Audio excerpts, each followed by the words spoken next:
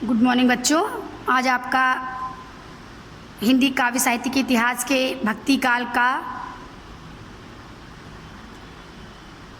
निर्गुण भक्ति शाखा की प्रेम मार्गी शाखा को हम आपको पढ़ाएंगे। बच्चों, आपके हिंदी साहित्य के इतिहास को 4 भागों में बांटा गया है: आदिकाल, भक्ति काल, रीतिकाल, आधुनिक काल। तो आपका पहला काल आदिकाल था, वो आपका हो चुका है बच्चों। ये भक्ति काल का प्रेम मार्गी शाखा आपको हमको पढ़ाना है। देखिए, प्रेम मार्गी शाखा जिसमें प्रेम और भक्ति के द्वारा ईश्वर की प्राप्ति संभव बताई गई, उसको कहते हैं प्रेम मार्गी शाखा। भक्ति काल में निर्गुण भक्ति साहित्य की दूसरी काव्यधारा को प्रेम मार्गी शाखा कहा जाता है या प्रेम मार्गी काव्यधारा कहा जाता है बच्चों। ये देखिए बच्चों, ये हिंदी काव्य साहित्य से संबंधित शाखाएं आपकी 4 भागों में बांटा गया है: आदिकाल, भक्ति काल, रीतिकाल, आधुनिक काल। आदिकाल तो एक ही है, लेकिन भक्ति काल को भी बच्चों 2 भागों में बांटा गया है: निर्गुण काव्यधारा, सगुण काव्यधारा। निर्गुण को 2 भागों में बांटा गया है: ज्ञान मार्गी शाखा और प्रेम मार्गी शाखा। सगुण को 2 भागों में बांटा गया है: कृष्ण भक्ति शाखा काव्यधारा और राम भक्ति काव्यधारा। रीतिकाल को 2 भागों में बांटा गया है: रीतिबद्ध, रीतिमुक्त। और आधुनिक काल को कई भागों में बांटा गया है: भारतेंदु युग, द्विवेदी युग, छायावादी युग, प्रगतिवादी युग, प्रयोगवादी युग और नई कविता, जिसमें से हम आपको आज भक्ति काल की प्रेम मार्गी शाखा पढ़ा रहे हैं। तो बच्चों, अभी मैंने आपको बताया कि भक्ति के द्वारा, प्रेम और भक्ति के द्वारा ईश्वर की प्राप्ति जिस युग में संभव बताई गई, उसे प्रेम मार्गी शाखा कहा गया। इसको बच्चों सूफी काव्यधारा के नाम से भी जाना जाता है। सूफी कवियों ने अपने काव्य की रचनाएं मसनवी पद्धति पर की है। इसको प्रेम मार्गी काव्यधारा इसलिए कहा गया क्योंकि भक्ति में प्रेम की प्रधानता है। इसमें भक्ति में प्रेम की प्रधानता है। और इस युग के बच्चों प्रमुख कवि मलिक मोहम्मद जासी हैं, उनकी प्रमुख रचना पद्मावत है। इस काव्य की प्रमुख विशेषताएं देखिए। सबसे पहले गुरु को महत्व दिया गया है। सूफी सिद्धांत के अनुसार जीवात्मा परमात्मा को प्राप्त करना चाहती है, लेकिन गुरु के बिना प्राप्त नहीं कर सकती है। गुरु ही वो कड़ी है जो ईश्वर की प्राप्ति का मार्ग दिखाता है। दूसरी विशेषता बच्चों, फारसी की मसनवी शैली।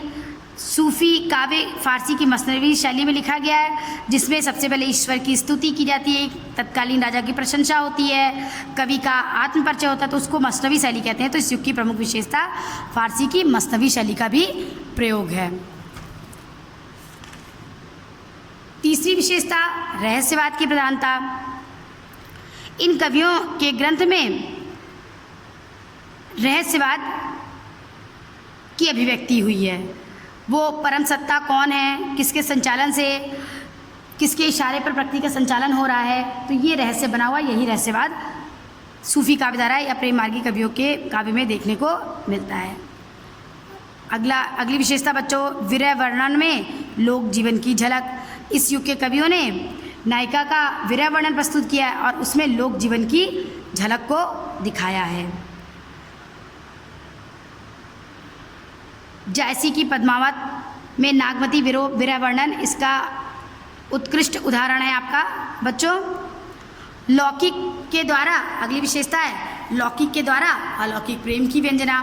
यानी इस काल के कवियों ने किसी लोक कथा को उठाया है, इस लोक की कथा को उठाया, लोक गाथा को उठाया है और इसके द्वारा अलौकिक प्रेम की व्यंजना की, यानी परमात्मा के वशीभूत होकर उससे मिलने का प्रयास किया। यानी इस युग के कवियों ने लौकिक गाथाओं के द्वारा अपने अलौकिक प्रेम की व्यंजना की है और परमात्मा से मिलने का प्रयास किया है।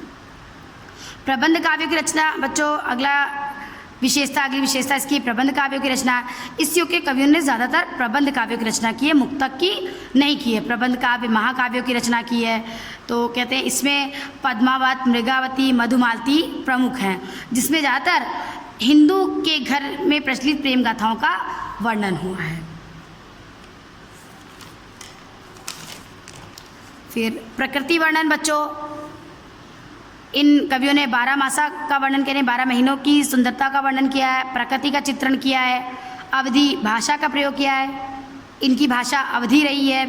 अलंकार और छंदों का दोहा, चौपाई छंदों का प्रयोग किया है, उपमा, उपपद, उत्प्रेक्षा आदि अलंकारों का इस युग के कवियों ने प्रयोग किया है। इस परंपरा के आदि कवि मुल्ला दाऊद हैं, जिनका प्रमुख ग्रंथ चंदायन है। इसके अलावा इस युग के प्रमुख कवि मलिक मोहम्मद जायसी, कुतुबन, मंझन, उस्मान, असाइद, दामोदर, गणपति हैं। ये लोग इनके इस युग के प्रमुख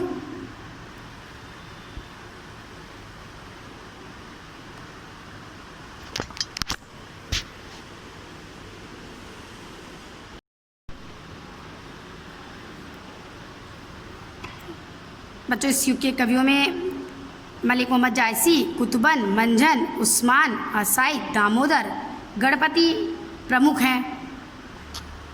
इसके अलावा इस युग के प्रमुख कवि जैसे मलिक मोहम्मद जायसी की रचनाओं में पद्मावत, आखिरी कलाम, अखरावट प्रमुख है।